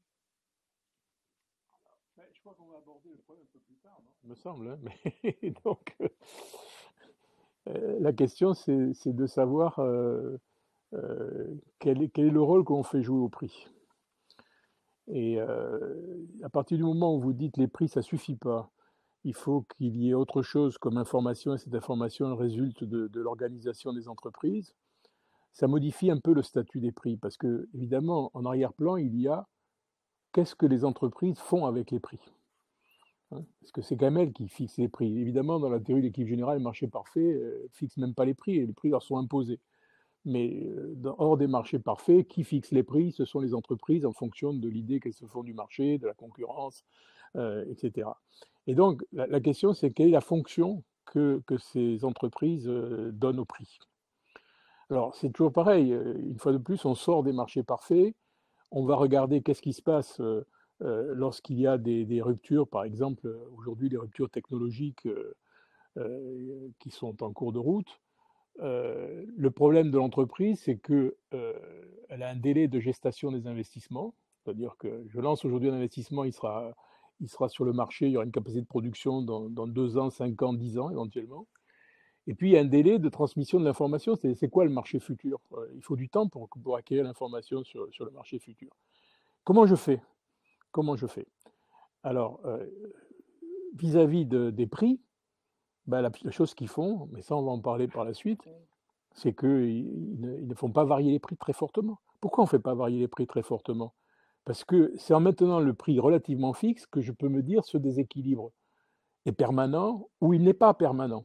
C'est-à-dire pour avoir une information sur ce qu'est la nature du marché, j'ai des prix qui sont relativement visqueux. Et ça, c'est ça la fonction du prix. Et donc, si je veux caricaturer dans l'autre sens en disant, bon, les prix ne sont pas flexibles, ils sont visqueux, c'est plus vraiment un signal, ça n'est pas qu'un signal, c'est un ancrage. On s'ancre sur les prix pour acquérir de l'information sur les quantités. Donc ça, c'est très important. Alors évidemment, l'autre aspect du problème, c'est que ça ne suffit pas non plus, parce que lorsque vous allez identifier un déséquilibre durable, par exemple un excès de demande, en fait, votre problème, c'est qu'il faut y répondre par une augmentation de l'investissement, de la capacité de production. Il faudra du temps, c'est toujours la même chose, il faudra du temps pour construire cette capacité. Et le vrai problème, ce n'est pas simplement d'avoir l'information sur la nature du bien futur, sur le prix qu'aura ce bien demain, c'est avoir de l'information sur ce que font les concurrents et les entreprises complémentaires. Et c'est là que vous voyez apparaître, on en reparlera tout à l'heure, c'est que là, il y a ce qu'on appelle des imperfections de marché, c'est-à-dire qu'il y a des connexions entre firmes complémentaires avec les fournisseurs, et puis il y a des connexions entre concurrents. Il y a des connexions entre concurrents. Et ça pose un autre type de problème, c'est quelles sont celles qui sont admissibles et celles qui ne sont pas. Mais pour revenir à votre question, donc vous voyez, les prix, c'est entre les mains des entreprises, ça ne leur tombe pas du ciel, elles fixent les prix en fonction de l'information qu'elles attendent du degré plus ou moins fort de viscosité des prix. Alors, moi, j'apporterai une réponse complémentaire. D'abord, pour dire que ce qui compte au-delà des prix, c'est les prix relatifs. Par exemple, le pouvoir d'achat d'un salaire, c'est le rapport entre le salaire et les prix. Ce n'est pas juste le prix, c'est le rapport entre le salaire et les prix. Et en ce moment, il y a un sacré débat pour savoir si les salaires ils doivent augmenter plus vite, moins vite que les prix, parce que les gens ils sont intéressés par le rapport entre les prix, ce qu'on appelle les prix relatifs. La deuxième chose, c'est de dire que, bon, selon qu'on est producteur ou consommateur, on voudrait que le prix soit pas au même endroit. C'est-à-dire que les prix, ils sont souvent désagréables parce que, par exemple, on va dire que le prix du logement, il est trop haut pour les locataires. On va dire que le prix du porc, il est trop bas pour les producteurs. Mais le prix, c'est toujours entre deux personnes. Donc, il y a deux facettes. Je dirais que quand les prix fonctionnent normalement, ils couvrent à peu près les coûts de production et puis ils signalent, quand ils sont trop ou trop bas, des situations de sous-capacité ou de surcapacité. Donc, comme Jean-Luc le disait, ils suggèrent aux gens d'investir plus ou moins. Mais pour revenir au thème de la conférence et je dirais revenir aux finalités et de façon peut-être un peu plus politique, je dirais qu'un bon système de prix, c'est un système tel que plongé dedans, les gens prennent des décisions qui permettent d'atteindre le but. quel que soit ce but. Et donc, le but, il est politique. Ça peut être de la consommation, de l'investissement, de la baisse des inégalités. Mais voilà, c'est un système dans lequel les gens vont réagir. Il faut le savoir, c'est presque une réalité sociologique. Nous, on voit des prix, on réagit. Et la question, c'est est-ce que le système permet d'atteindre le but avec toute la diversité dont on a parlé tout à l'heure? Tout à fait. Mais merci beaucoup. En tout cas, toujours pareil, ça éclaire complètement vos réponses, éclaire de façon très pertinente le débat. Alors, on va continuer parce qu'effectivement, le temps passe. Et on arrive ici au dernier chapitre de cette thématique, donc sur les liens économie, politique, avec justement les défaillances, donc le titre, hein, défaillance de marché en série. Et donc, vous aussi, hein, comme d'ailleurs Jean-Luc, vous considérez que le marché ne suffit pas. Et quelles sont finalement ces principales défaillances dont vous parlez, défaillances des Je marchés? suis tout à fait d'accord avec Jean-Luc, et d'ailleurs je ne suis pas le seul. Hein. Depuis Oui, le 19e siècle, il est très clair dans l'esprit des économistes classiques qu'il y a des défaillances, que les marchés réels, pour revenir à la vraie vie, ne sont pas parfaits, et toute science sociale, elle doit s'intéresser à la vraie vie, pas juste à des modèles théoriques, même si ils ont un intérêt, comme une espèce de détour pour comprendre. Et alors, il y a principalement 4 raisons de défaillance, si vous voulez bien. La première, peut-être que c'est la plus simple, parce qu'on l'a dit tout à l'heure, le résultat du fonctionnement des marchés, il a beau être un optimum de Pareto, il peut être très et trop inégalitaire, comme on a commencé à le voir avec Esther et Robinson, ce qui peut être jugé comme socialement insatisfaisant. Et dans ce cas-là, il faudra agir, corriger les inégalités, idéalement à la source, et je m'adresse à la caméra, ça commence par l'éducation, et à défaut, les pallier par un système de prélèvement et de prestations sociales, donc qui sont absolument nécessaires, simplement avec une difficulté, c'est qu'à chaque fois que vous faites un prélèvement de tous ordres, et ça ne manque pas, à nouveau, c'est nécessaire, mais il y a des risques de perturber les décisions des acteurs et de réduire la production, et on reviendra largement sur ces questions de fiscalité et d'inégalité au titre 8 et 9. Deuxième catégorie de défaillance, pour que les marchés soient efficaces, il faut qu'un système de prix donné, la satisfaction des agents, et notamment des individus, ne dépende que de leurs choix et pas des choix des autres. On parle d'externalité, et on y reviendra plus tard dans le cycle. Mais si le choix des uns influence positivement ou négativement le choix des autres, alors il va falloir encourager ou pénaliser certains choix pour aboutir à un optimum. C'est typiquement le cas des pollutions qu'il va falloir limiter ou taxer, parce que vous polluez à titre personnel, ça ne vous dérange peut-être pas, mais ça dérange le voisin. C'est aussi en sens inverse le cas de l'innovation qu'il faudra protéger ou subventionner, parce que l'innovation, elle est bonne pour vous, mais elle est aussi bonne pour le voisin. Et donc ça, il faut l'internaliser. Donc ça, c'est le deuxième type. Troisième type de défaut, pour que l'équilibre de marché soit un optimum, il faut que les capacités productives des entreprises et la satisfaction des gens présentent des rendements décroissants. Alors, parfois c'est vrai, parfois c'est pas vrai. Qu'est-ce que ça veut dire des rendements décroissants? Ça veut dire que produire la quatrième pomme requiert plus de travail que produire la première pomme. Bon, ça c'est possible parce qu'on la décroche plus facilement. Ça veut dire aussi que consommer la quatrième pomme procure moins de plaisir que la première. Ça aussi, je pense que c'est vrai. Mais ce qui est vrai des pommes n'est pas le cas de tous les secteurs. Et dans les secteurs où ce n'est pas le cas, dans les secteurs où il y a des cas de rendement croissant, eh bien là, pour le coup, la concurrence pure et parfaite avec plein de gens, elle est non seulement pas nécessaire, mais pas souhaitable. Et donc là, on va voir apparaître des oligopoles et des gens qui forment des prix différemment. On le verra à nouveau plutôt vers le 8e titre au mois de mai. Et il va y avoir des oligopoles, il va y avoir des monopoles, et il faudra les laisser vivre, il faudra quand même vérifier qu'ils ne font pas d'abus. Et puis enfin, un quatrième défaut, et pas les moindres, je pense que Jean-Luc dira que c'est le plus sérieux, dans la réalité, ça n'existe pas. Il n'y a pas de teneur de marché pour faire des marchés purs et parfaits, pour trouver des prix d'équilibre, a fortiori quand on parle des prix de long terme. Les prix, les salaires, les taux, alors les taux d'intérêt, les taux de change, ils fluctuent, et ils fluctuent plus ou moins vite. Ils présentent des rigidités sur lesquelles Jean-Luc va revenir.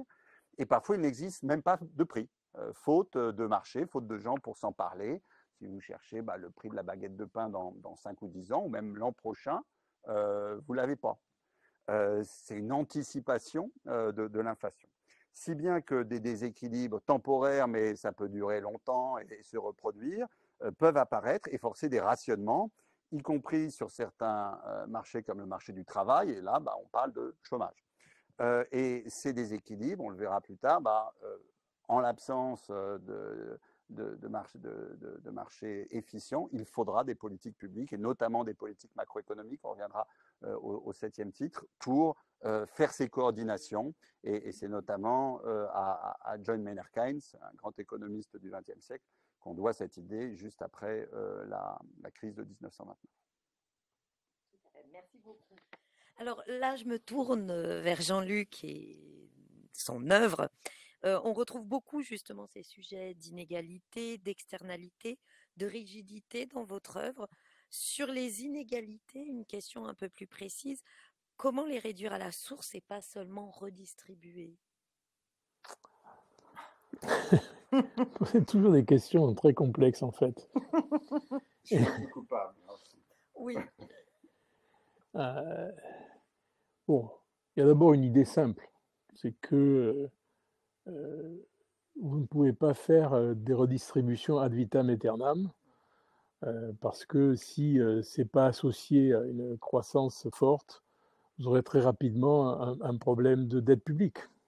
Une redistribution, ça veut dire que je prélève des impôts sur certaines personnes, je le redistribue, et j'ai une société beaucoup plus égalitaire. Nous sommes en plein dedans, c'est-à-dire qu'on a une société dans laquelle il y a une forte redistribution. C'est une société, la France est la société la plus égalitaire qui existe au monde, non pas au niveau des redistributions primaires, mais au niveau de la redistribution. Et le problème, c'est que ceci n'a de sens qu'à partir du moment où vous avez une croissance suffisamment forte, c'est-à-dire que cette redistribution alimente la croissance. Et donc l'idée, c'est que je redistribue, ça soutient la demande, et cette demande, à elle seule, suffit pour soutenir la croissance. Et les problèmes sont malheureusement beaucoup plus compliqués que cela. Et donc, la réalité, c'est que plus d'égalité, c'est évidemment lié de manière centrale à la façon dont le système capitaliste est régulé. Et on est obligé de faire référence, même si c'est un passé qui ne reviendra peut-être pas, à ce qui s'est passé à partir des 30 Glorieuses.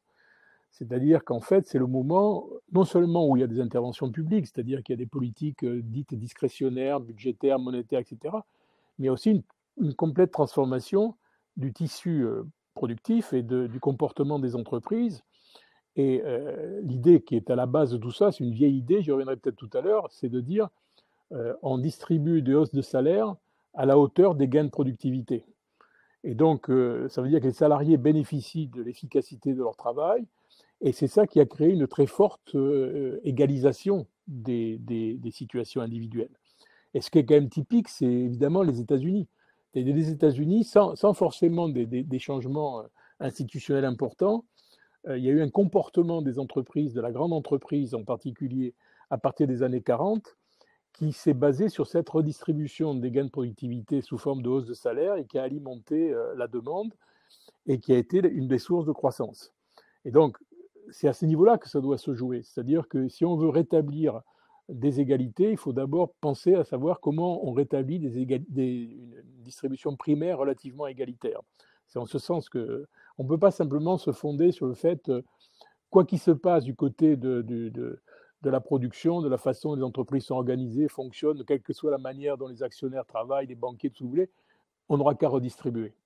Et donc ça, je trouve ça complètement étonnant. Par exemple, il se trouve que j'ai mis mon nez dans le nouveau rapport du Club de Rome, qu'Elie Vanan va faire Flores, etc. Et il vous explique qu'en réalité, le seul problème, c'est le creusement des inégalités, d'ailleurs qui reste à démontrer vraiment à l'échelle mondiale, et que si on revient sur si grâce à la politique publique, on rétablit les égalités, tout va se résoudre. La croissance, la préservation de l'environnement, etc., ce qui est tout à fait hallucinant, parce que l'économie est beaucoup plus complexe que ça. Mais moi, ce sur quoi je veux insister, c'est qu'il est important de regarder les égalités primaires.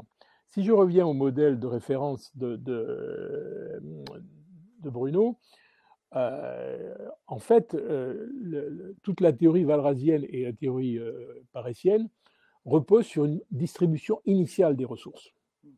Donc, tous les agents arrivent avec une dotation de base. Ce qui d'ailleurs signifie que je dois quand même introduire une petite contrainte qui est l'hypothèse de survie. C'est-à-dire que tout le monde a le minimum pour survivre. Et donc, ensuite, il y a une redistribution éventuelle pour arriver à l'optimum de Pareto. Donc cet optimum peut rester très inégalitaire, comme a été souligné, ou il peut être très égalitaire. Et quand il est très inégalitaire, effectivement, il faut une correction. Et enfin, le choix politique et social, peut-être qu'il faut une correction. Mais ce que je veux dire, c'est que la correction, elle ne peut pas reposer uniquement sur le fait que je prélève un impôt que je redistribue. C'est plus compliqué que ça, c'est ça que je veux vous dire. C'est-à-dire qu'il faut plonger dans... Et quand on regarde les 30 Glorieuses, moi, ce qui m'a toujours étonné, c'est qu'on met l'accent sur le rôle de l'État, l'intervention publique, etc. Tout ça, ça a existé. Mais ce qui s'est passé, c'est une transformation profonde du comportement des entreprises. Et là, je vous suggère de lire 2 livres. Un livre très ancien, de 1965, d'Andrew Schoenfield, qui s'appelle « Le capitalisme aujourd'hui », qui montre comment l'entreprise américaine a évolué de manière considérable dans cette période. Et puis, vous avez un ouvrage beaucoup plus récent de Paul Krugman, dont j'ai oublié le titre, je crois que le titre en français est n'importe quoi, c'est l'Amérique que nous voulons, c'était la conscience d'un libéral ou quelque chose comme ça. Et où il raconte ce qui s'est passé aux États-Unis dans cette même période. Il va vous raconter exactement la même chose, qui était une période de recul des inégalités et de croissance. Et donc, en fait, la croissance, c'est une des conditions du recul des inégalités. Ça, c'est très important. Ça va ensemble. Ça va ensemble. Si les inégalités se creusent, il y a un moment donné où la croissance va s'affaiblir. Et c'est ce qu'on a observé, hein, par parenthèse. Peut-être quelques réactions de mon côté. La première, c'est pour dire qu'il y a des très bonnes données sur les inégalités sur ce qu'on appelle la World Inequality Database, qui a été fait par un groupe très international d'économistes, y compris français. Et on voit effectivement que ça varie beaucoup selon les pays. Il ne faut pas les confondre. Les États-Unis, c'est très différent de la France. Et oui, Jean-Luc, vous avez raison. On n'est pas le pays le plus égalitaire. On est peut-être après la Norvège et la République tchèque, mais on est quand même bien égalitaire. Non seulement avant, mais encore plus après redistribution. Et il y a effectivement une longue histoire de l'augmentation des égalités depuis peut-être 1800 et le début du XXe siècle était beaucoup plus inégalitaire qu'aujourd'hui. Ça, c'est le premier point. Le deuxième point, je suis à nouveau d'accord avec Jean-Luc, la redistribution, elle est nécessaire, mais elle a ses limites, d'autant que, et là on est plus sur la psychologie, de la sociologie, je ne suis pas sûr que les gens soient tellement satisfaits de vivre de redistribution. Je crois que vivre et sentir qu'on est déjà bien rémunéré par son travail, c'est plus gratifiant. Le troisième point que je voulais dire, c'est que la meilleure des façons de réduire l'inégalité, c'est parce que les inégalités, c'est d'abord des inégalités de revenus du travail plus que de capital, et le revenu du travail dépend de la productivité, et donc c'est beaucoup l'éducation. Et pour finir, et on y reviendra sur les sujets d'inégalité au dernier titre, ce qui fait qu'il y a des inégalités, à mon sens, c'est que la distribution des qualifications telles que ressort du système d'éducation et de formation continue, elle ne correspond pas à la distribution des qualifications telles qu'elle ressort des besoins. Je prends un exemple, alors c'est plus des pommes et des poires dans ce chapitre. Si par aventure le salaire d'un architecte est plus élevé que le salaire d'un maçon, je ne sais même pas si c'est le cas, ce n'est pas parce que l'architecture vaut mieux que la maçonnerie, c'est parce qu'il y a comparativement aux besoins d'architecture et de maçon relativement peu ou pas assez d'architectes. Et donc, c'est beaucoup à l'éducation et à la formation d'amener tout le monde à de belles qualifications et à nouveau, ça veut, voilà, et qui correspondent aux besoins. Et il y a besoin de maçons, et il y a besoin de juges, et il y a besoin d'enseignants, et il y a besoin de policiers, et il y a besoin de banquiers, et voilà, et de tout ça. Et d'électriciens aussi. Je peux juste ajouter un mot par rapport à ça. Il crois que c'est effectivement très important la question des qualifications. Et il y a un exemple contemporain qui est tout à fait significatif. C'est qu'est-ce qui s'est passé aux États-Unis avec le fait que toute une série d'activités ont disparu du fait de la concurrence chinoise, alors que parallèlement, il y avait une forte demande de travail dans les hautes qualifications. Or, ce qui s'est passé, c'est que ceux qui étaient qualifiés, qui avaient des salaires correspondant à leur qualification dans l'industrie, en fait, ils ont basculé vers des emplois de service non qualifiés, pour une raison très simple, c'est qu'ils n'avaient ni les moyens financiers, ni le temps de se former. Et donc, le vrai problème, c'est effectivement ce qui se passe sur le marché de l'éducation, de quelque manière. Et il faut donner le temps et les moyens aux gens de se former, sinon on arrive à ce dualisme de la société. Donc, le creusement des inégalités aux États-Unis, il est en particulier lié à ça, c'est-à-dire la déqualification et la chute de revenus de toute une fraction de la population qui était bien payée. Les ouvriers étaient très bien payés dans l'industrie automobile, sidérurgie, etc.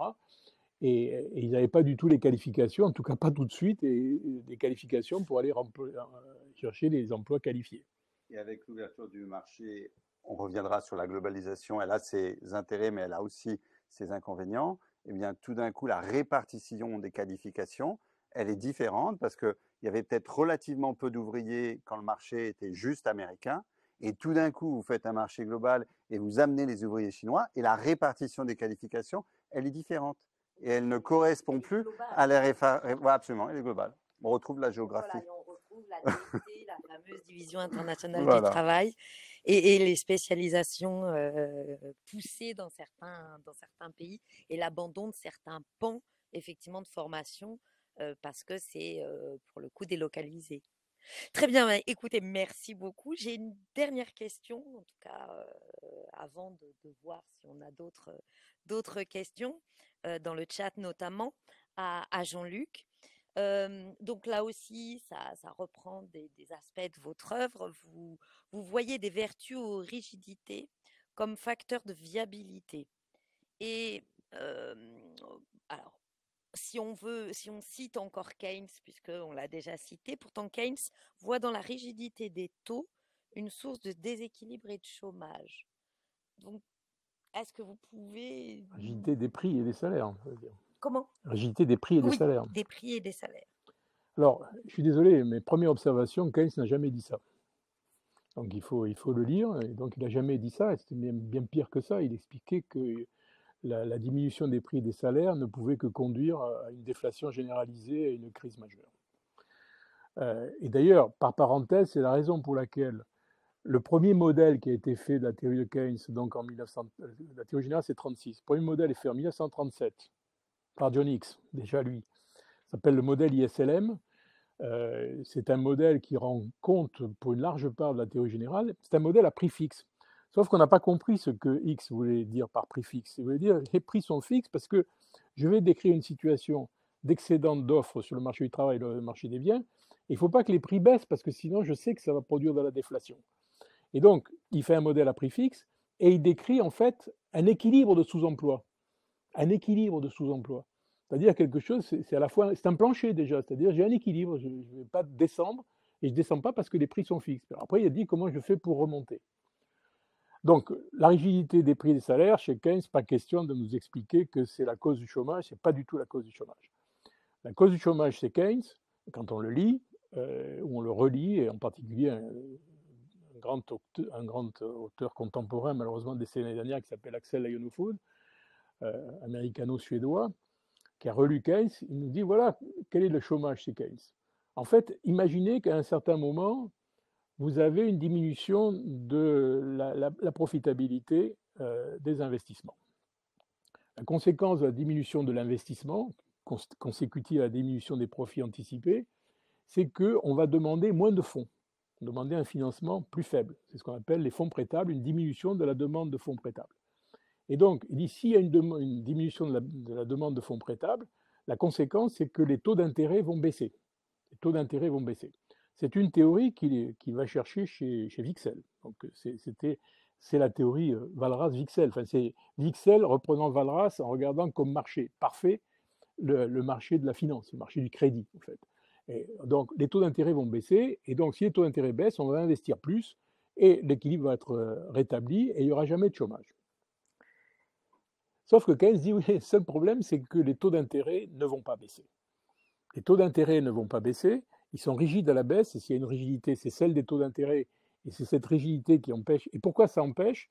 Parce que il y a un moment donné où les actionnaires, les détenteurs de capitaux, vont anticiper une baisse du prix des titres. C'est des gens qui se disent, il y a une réduction de l'activité, les prix des titres vont baisser, et vous avez appris, vous apprendrez que baisse des prix des titres, ça veut dire hausse des taux d'intérêt. Et donc, quand ils anticipent une baisse des prix des titres, c'est eux qui bloquent le taux d'intérêt. Et donc, le chômage, essentiellement chez Keynes, vient de là. C'est-à-dire qu'il vient de l'effet du fonctionnement des marchés financiers sur le marché du travail. Et donc, c'est ça qui est très important. Donc, il n'y a pas d'indépendance du marché du travail sur lequel j'introduirais une rigidité du taux de salaire ou le marché des biens sur les prix. La deuxième chose qu'il faut dire à ce point-là aussi, c'est très important, c'est que ce que Keynes met en avant, c'est en fait la façon dont l'économie est coordonnée. Et un autre économiste contemporain qui a écrit dans les années 60 aussi, qui est en même temps que Lenovo, il s'appelle Bob Clower, qui interprète Keynes de la manière suivante. Il dit, en fait, ce sur quoi Keynes s'interroge, c'est comment une économie complexe, marquée par l'incertitude, se coordonne. Il dit, vous pouvez très bien imaginer qu'à un moment donné, vous avez un excédent de l'offre de travail, donc il y a du chômage, et vous avez un excédent de l'offre de biens, donc la demande est insuffisante vis-à-vis de l'offre. Il y a une situation comme ça. Si jamais les entreprises particulièrement intelligentes, donc qui seraient les entreprises du monde, non pas de Valras, mais valrasien, décident d'embaucher. Ils vont embaucher, ils vont distribuer des revenus, et ces revenus vont alimenter la demande, et l'équilibre sera rétabli. Sauf qu'ils ne le feront pas, parce qu'ils n'ont pas l'information pour faire ça. Ils disent, en plus collectivement, parce que là on raisonne collectivement, ils ne vont pas dire si j'embauche les gens, je vais embaucher des chômeurs et les chômeurs vont acheter mes voitures. C'est pas comme ça que ça marche. Et donc le problème, c'est qu'il y a un défaut de coordination et que c'est là, dans une économie comme celle des années 29-30, hein, c'est-à-dire où l'offre de travail est excédentaire partout, où l'offre de biens est excédentaire partout, donc c'est une crise généralisée. Il dit alors là, il faut qu'il y ait une impulsion publique, c'est à travers la dépense publique, éventuellement financée par la création monétaire, qui va rétablir une demande. Donc je vais former les chômeurs, comme dit Keynes, je vais indemniser les chômeurs. Et alors par exemple, il a une image très claire, il dit je vais leur faire creuser des trous et les reboucher. C'est-à-dire c'est quelque chose qui ne sert absolument à rien. Donc il va simplement leur donner un pouvoir d'achat, et ce pouvoir d'achat va s'adresser à des capacités de production qui sont excédentaires, et donc c'est ça qui va rétablir l'économie. Donc c'est ça le message de Keynes. Et donc après, on a transformé ça en rigidité des prix et des salaires. Ça continue d'ailleurs, parce qu'il y a eu les keynésiens, maintenant il y a les néo-keynésiens, ils nous racontent tous la même histoire, qui est totalement fausse par rapport à ce qu'explique Keynes, totalement fausse. Et donc c'est des gens qui ne comprennent pas, ou qui veulent ne pas comprendre, l'interaction qu'il y a entre les différents marchés, en particulier le marché financier ou le marché du crédit, hein, banque, etc., et le marché des biens et le marché du travail. S'il y a quelque chose d'éminemment valrasien chez Keynes, c'est l'idée d'interdépendance. Sauf que chez Valras, l'interdépendance est réglée par le système de prix qui est donné par le commissaire-priseur, par le teneur de marché, ce que vous appelez. Et alors que chez Keynes, c'est une économie décentralisée, parce que l'économie de Valras, c'est une économie centralisée. Hein. Il y a un démon de Maxwell qui va donner les prix, et tout ça, ça va nous permettre de s'adapter. Chez Keynes, non, c'est une économie décentralisée, c'est l'interaction entre les gens qui compte, cette interaction, elle se passe dans un système d'information imparfaite. Dernier point que je voudrais dire là-dessus, parce que ça m'amuse toujours, mais là je le fais systématiquement. On nous explique que le teneur de marché ou le secrétaire de marché, je crois que c'était l'expression de Valras, sa première expression, ça a été la main invisible de Smith. Là aussi, vous dites ça, alors là, c'est incroyable de raconter des choses pareilles. D'abord, l'expression main invisible dans la richesse des nations est exprimée une seule fois. Une seule fois. Et ça ne concerne que l'idée qu'à un moment donné, les industries locales vont survivre à la compétition internationale. Il y aura une main invisible qui fera que. Mais ça n'a rien à voir avec quelqu'un qui impose le système de prix. C'est-à-dire, s'il y a quelqu'un qui était conscient des difficultés de coordination du système de prix, c'était Adam Smith, bien sûr. Et donc, et alors, il y a aussi une chose ça revient à la chose qu'on dit au début, quand on lit un peu Adam Smith, eh bien, à un moment donné, il s'interroge sur les ruptures qu'il peut y avoir dans le système, et il dit à des moments, il y a un capital qui devient obsolète. Mais il dit surtout, il ne faut pas que la rupture soit brutale. C'est-à-dire, vous avez l'ouverture au commerce international, l'ouverture au commerce international va générer des difficultés, mais il ne faut surtout pas détruire le capital brutalement. C'est-à-dire, qu'est-ce qu'il en déduit? Il en déduit que l'ouverture au commerce international doit se faire de manière progressive, lente et régulière. Ça, c'est Smith.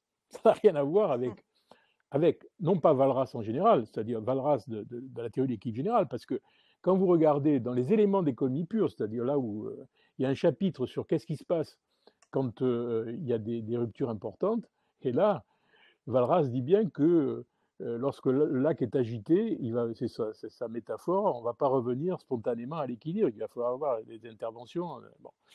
Et donc, Smith, c'est ça. Et moi, j'invite aussi les élèves, parce que ça se lit aujourd'hui, des élèves qui sont au lycée, on leur fait lire de la philosophie, de la grande littérature, etc.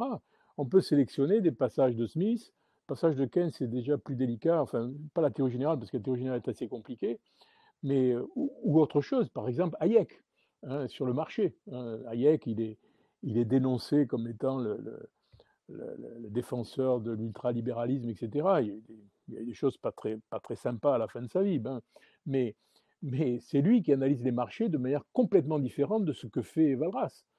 Pour lui, le marché, c'est les relations de d'abord, l'information n'est pas parfaite, et c'est les relations sur le marché qui créent l'information, et elle le crée pourquoi? Parce que les adaptations sur le marché, je cite Hayek, sont lentes et progressives. Et là, vous retrouvez la question du temps. Et lente et progressive, c'est ça la rigidité, la viscosité. Il dit les entreprises ne changent pas brutalement, donc ils font ça progressivement, petit à petit, en évitant les destructions inutiles.